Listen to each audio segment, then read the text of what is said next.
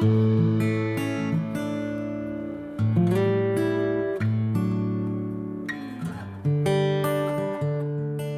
our distinct privilege to welcome today's speaker, Dr. Michael Grant, Professor and Vice Provost Emeritus of CU Boulder.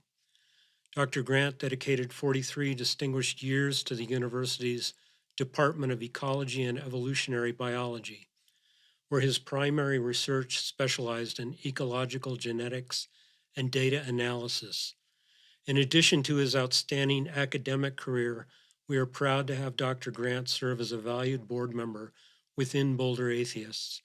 We are incredibly fortunate to have him with us today.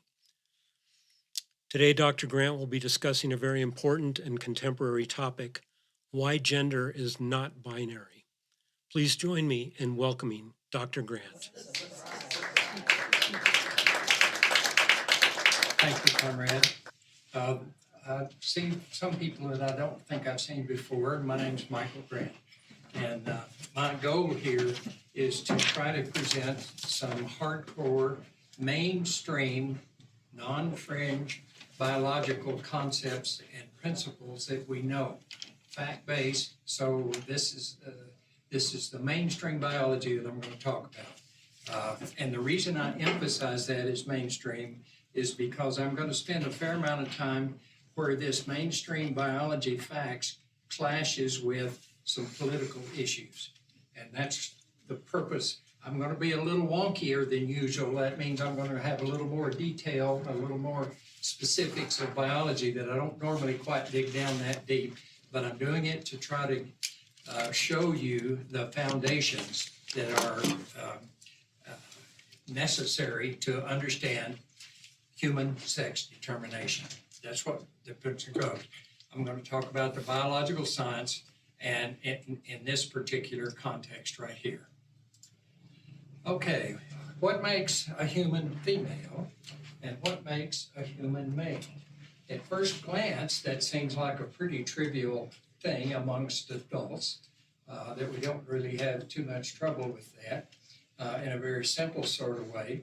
But as you'll see when I get into some of the biology, it actually does not lend itself to be that simple. It's a lot more complicated and complex and not as crisp and binary as ordinary experience would tell us about that. So I'm going to spend a fair amount of time talking about these things.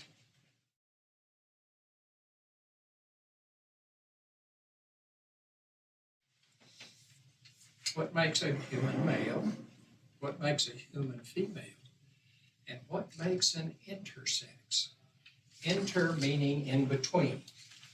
And there are, and I'm going to show you quite a number of cases where you have maleness on this end and femaleness on this end, and there are people in the spectrum. In the same way that we've now learned to talk about autism, not either yes or no, but a spectrum. And we have a spectrum of sex, and I hope to convince you of that today by showing you several things. Now, one of the things I will say is that legislators and governors and politicians in general have for a long time often tried to define biological sex, or redefine biological sex, and usually it has to do with ideological and political reasons, not biological or scientific reasons for on that sort of thing.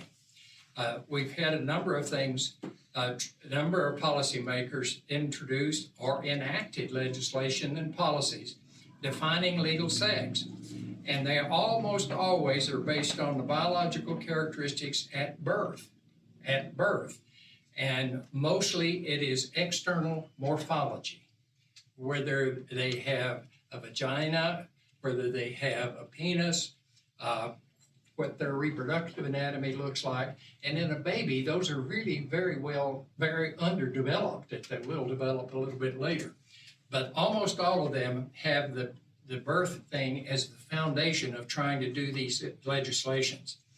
In 2023, which wasn't that long ago, by the way, Kansas defines males and females based on the reproductive anatomy at birth.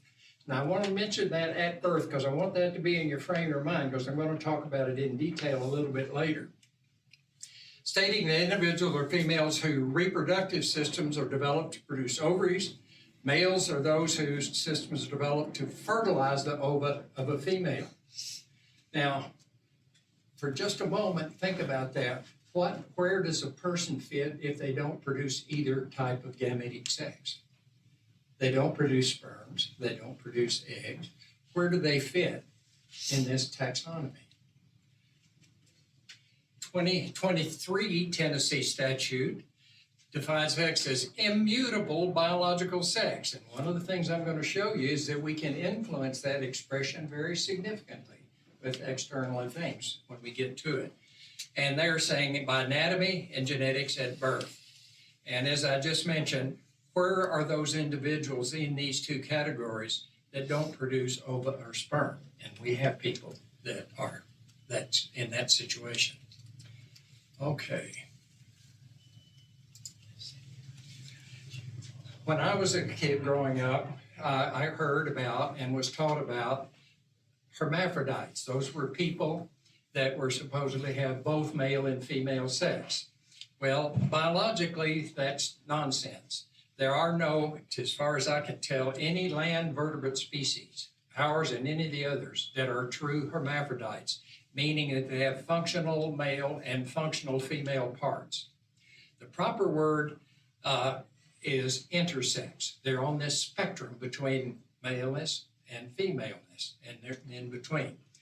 Now, there are hermaphrodites in biology. Earthworms can be truly hermaphroditic, and a number of other critters, but no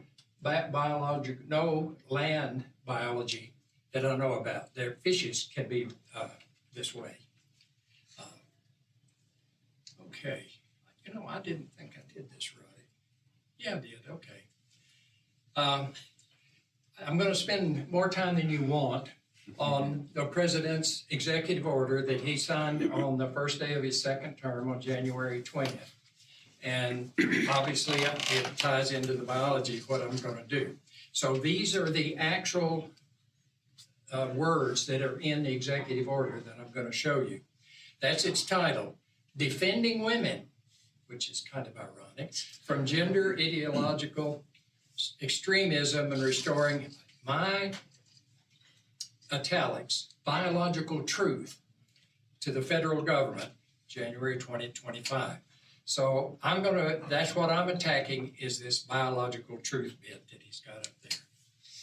It's the policy to recognize two sexes, male and female, not changeable, grounded in fundamental and incontrovertible reality. I'll show you that that's not true a little later. And my administration will defend women's rights, even never mentioned the men here, and protect freedom of conscience by using clear and accurate language that recognize women are biologically female and men are biologically male. Binary, strictly binary. And here's his formal definition. Sex shall refer to an individual's immutable biological classification as either male or female. It's not a synonym for gender identity. You got that statement right. You know, accidentally you get something right.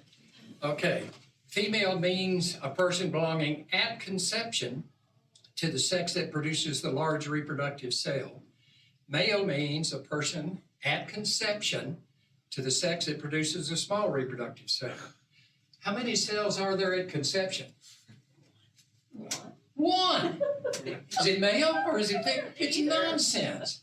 At conception, it's neither male nor female. Those terms are not applicable.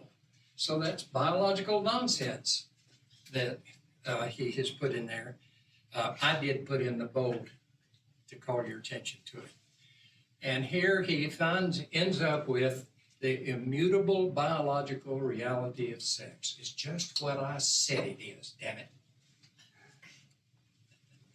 Okay, I want to give you a biologist's perspective on this today, and I hope you find it interesting.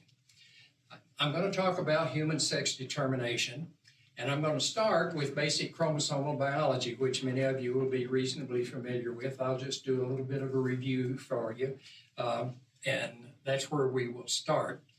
And I'm emphasizing that it is one major component. This is a karyotype.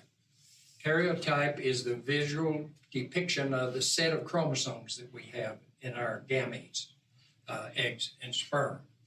And so, whoops, there it is. This is what I call the standard or the most common karyotype in humans.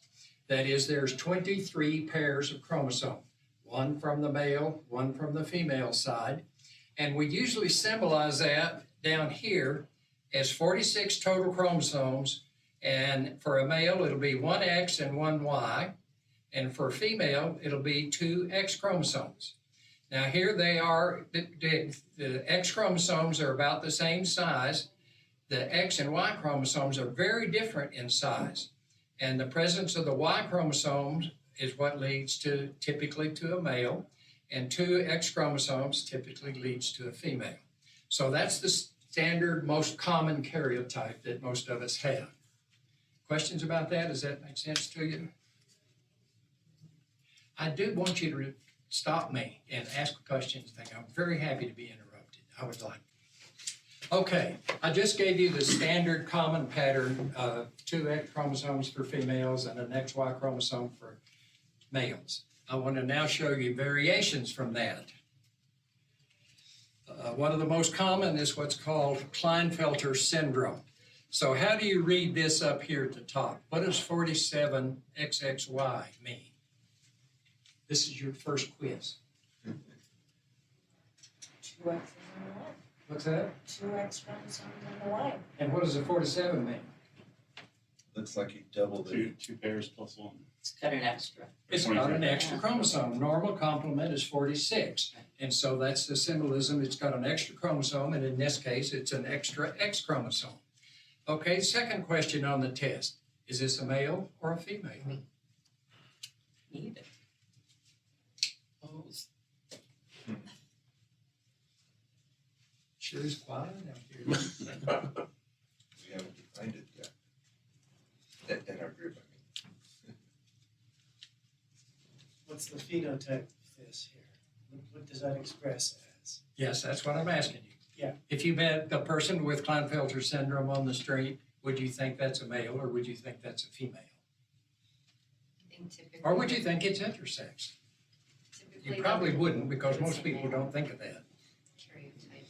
Okay, it's a male because it has the Y chromosome, and the Y chromosome can control generally, not always, but generally the expression of male characteristics.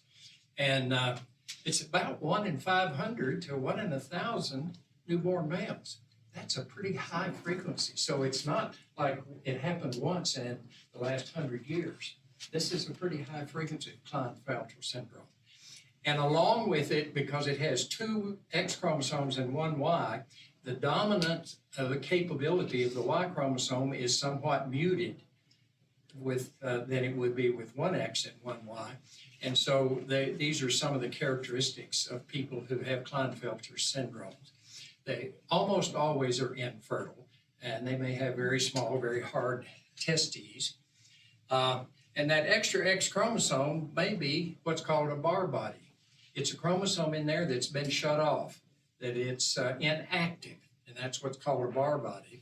And that's typically only found in females, as in inactive if you have 3 X's, for example, in a female that's inactivated. And almost all of the affected males have close to non-functional testes. The testicles produce little or no sperm, and at least 99% of the cases that I'm aware of are infertile, so they don't produce gametes that are functional in the next generation. And it may have a micropenis. Okay, here's a Turner syndrome. That's another karyotype. It's a little bit different from the standard and the most common. Now, is this one male or female? Yeah. Female. Why? There's no Y there to make it male, and the default in development is female. If the male chromosome doesn't override the female pattern, female is what develops. almost all cases. This affects about 1 in 2,500 female births, you were right, when one of the X chromosomes is missing, and that's why the number is 45 instead of the proper 46, and it shows 1 X chromosome instead of 2 X chromosomes. Girls with Turner syndrome have a series of characteristics that are very common because they only have a single female chromosome, so they're missing a fair number of genes that would be on the other chromosome.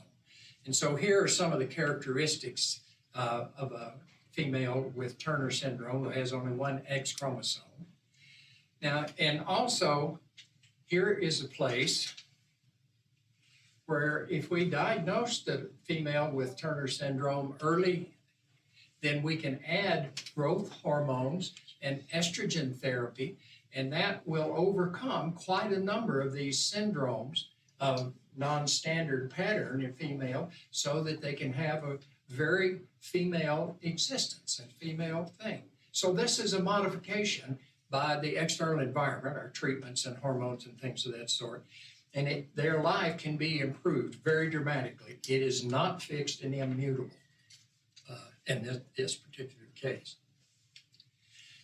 Now, I'm going to give you some more examples of overabundance of some types and a shortage of chromosomes of the other type. And the Turner that I just said, was it overabundance or shortage? Shortage. Shortage, they were missing an X chromosome, that's right. So both kinds of things can happen. Generally, it's not inherited. The process of losing a chromosome or adding a chromosome takes place during cell division post-conception. And so it does not generally transmit to the next generation.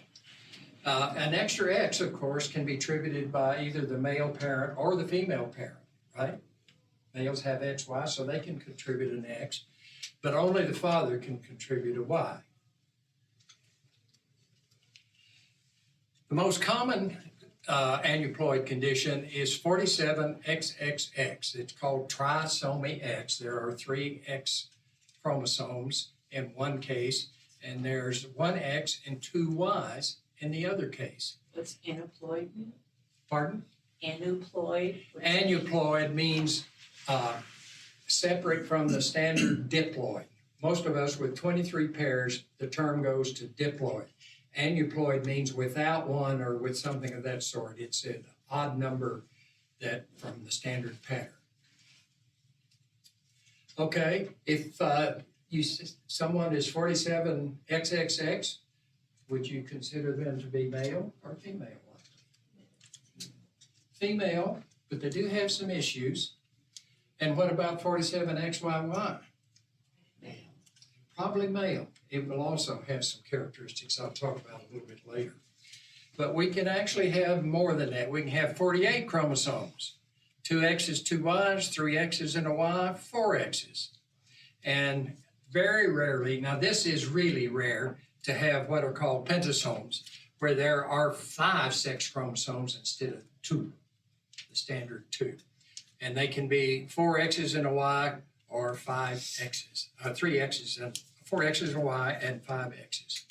Those are really quite rare. Now, the purpose of me spending some time on this was to show you that chromosomal patterns themselves show a spectrum of maleness and femaleness.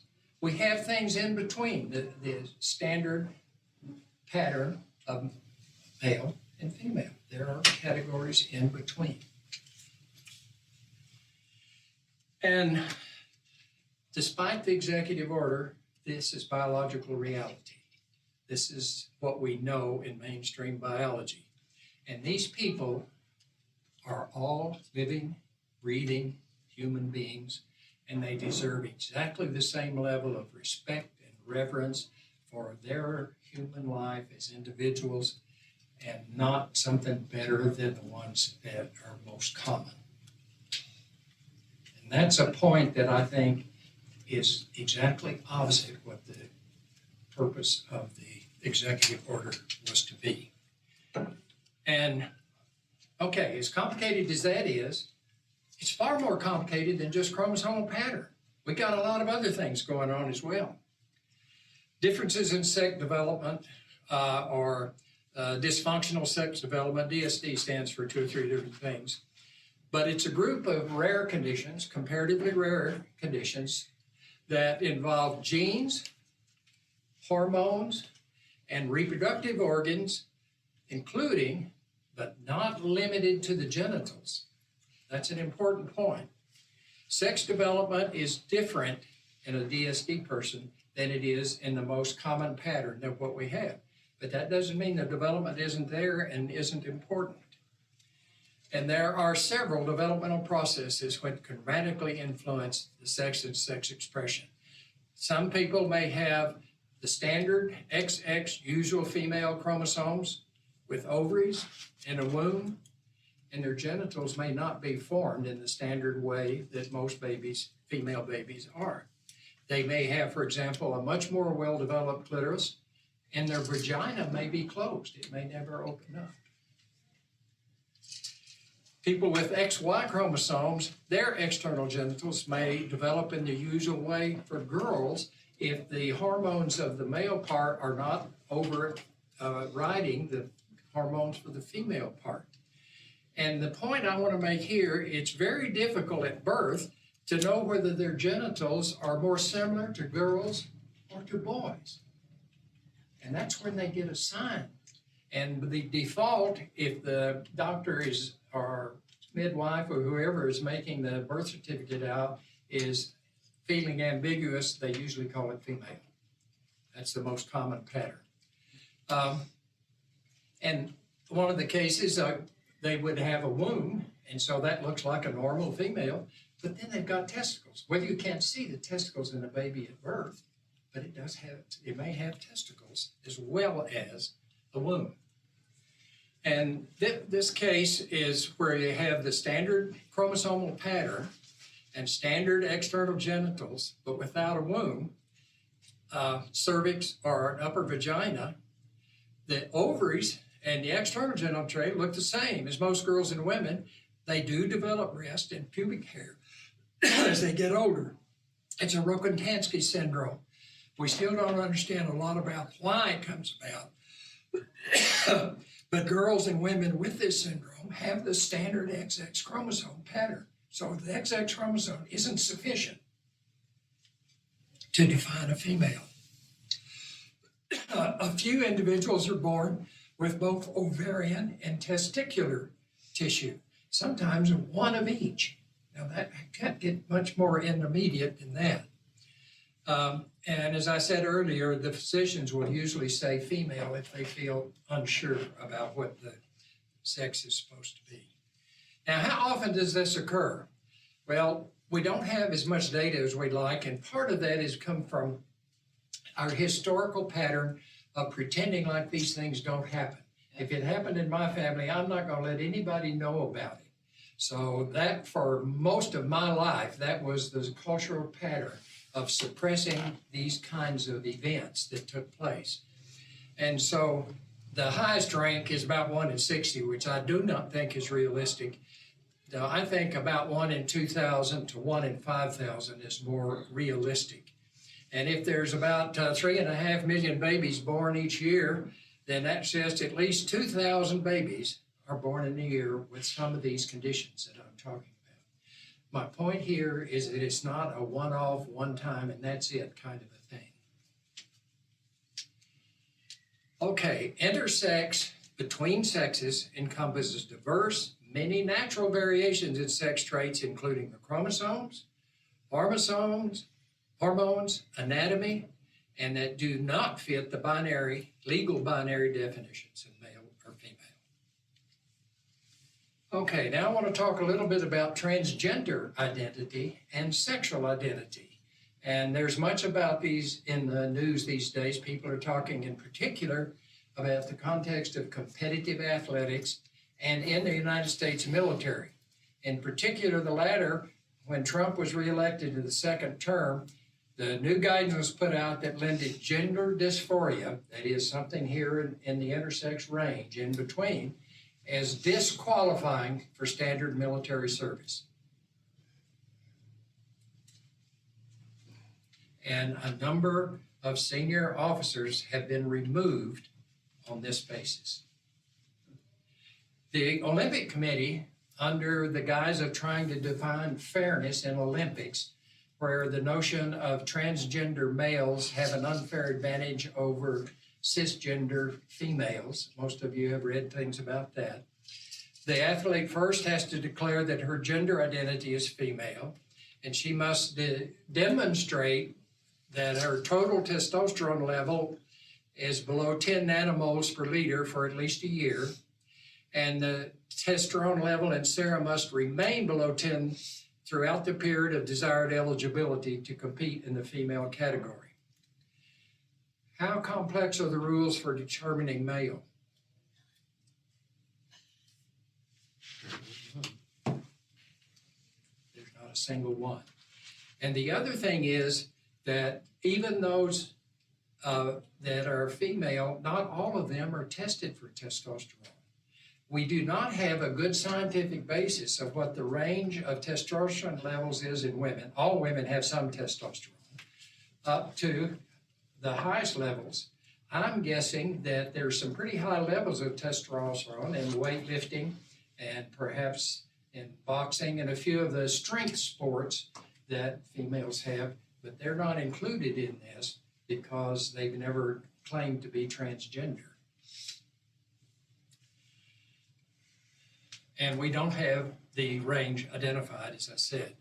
And it is mostly restricted to elite international track and field events, although colleges have a fair amount of controversy about this sort of things.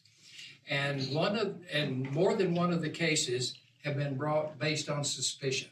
I suspicion that person is transgender and has a high testosterone level. I want you to test them. And it does differ by sport and organization and competition level, but it is taken into account in very specific ways. And I argue that the IOC rules are quite misleading biologically because of their simplistic definition of male and female. It's just testosterone level. No, it's not just testosterone level. It's much more complex than that. Right now, the count is at least 60 different genes influence sex development. 60. And they're scattered across most of the genome, across multiple chromosomes, not just in the sex chromosomes alone. And the sex determining region in males conducts the symphony of sexual development. And it's found usually on the Y chromosome. However, it can be found on XX males. Now, XX males should be contradictory, right? But if a piece of the Y chromosome, and these things are called translocations, and we have a whole bunch of genetic terms for movement of between pieces of chromosomes around. I won't go into that.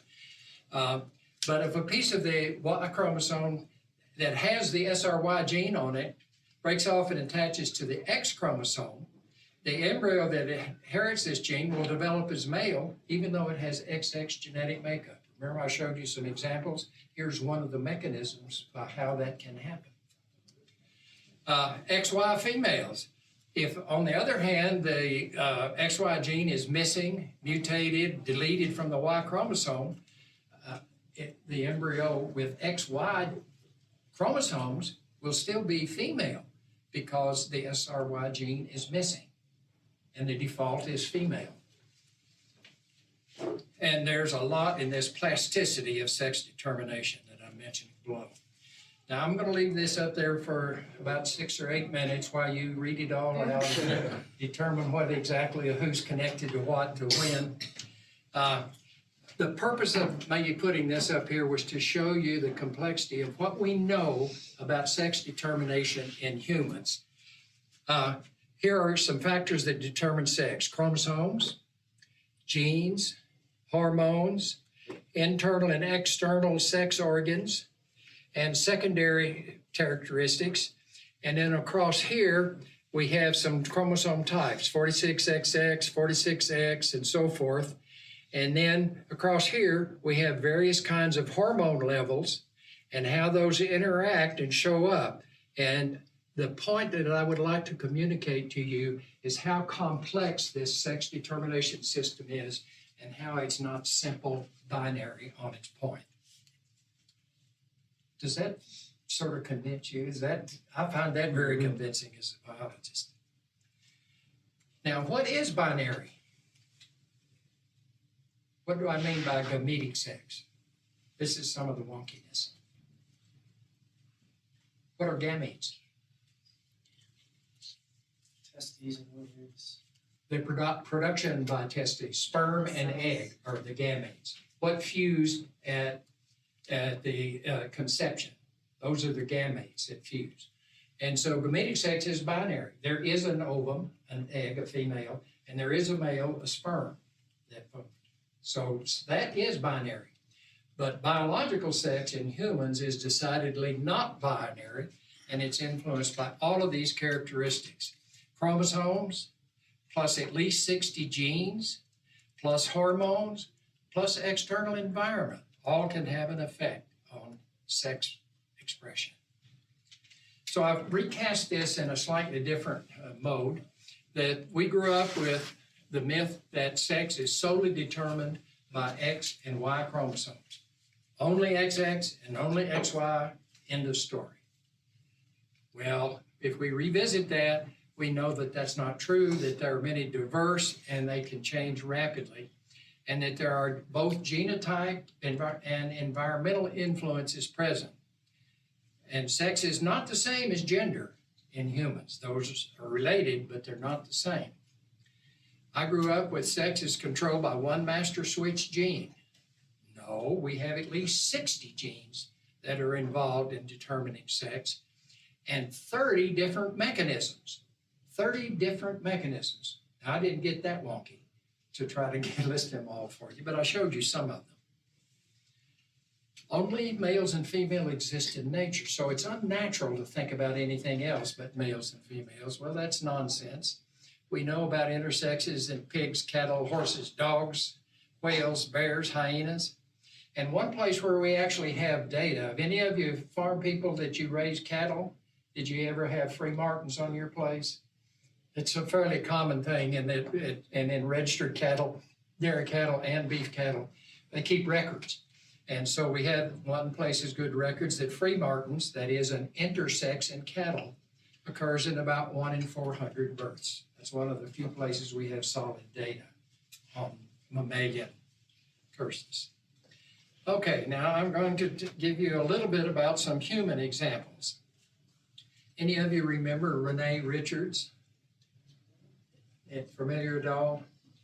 She was a tennis player, a transgender tennis player who had such high-level baseball skills, she was invited to join the New York Yankees.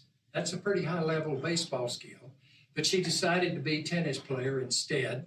She went to Yale and was captain of the men's tennis team and considered to be one of the best tennis players in the country. And she's now, or was, I think she's still living, a highly successful doctor of ophthalmology. She started to dress as a woman when she was in college. And at that time, that was considered to be a perversion. She was a pervert, that really bad term. And at that time, transsexualism was classified as a form of insanity. How we didn't know as much as we know now. And she named herself Renee because that was French for reborn. She was reborn as a woman to do that.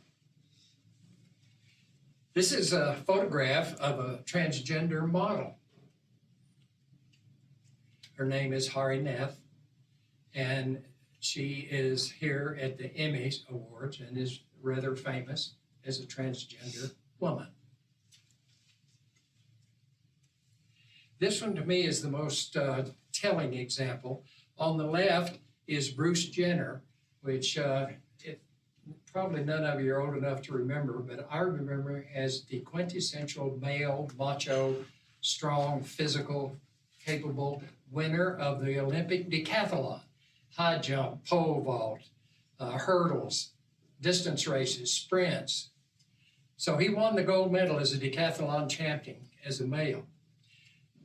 Decades later, he transitioned to be female in 2015.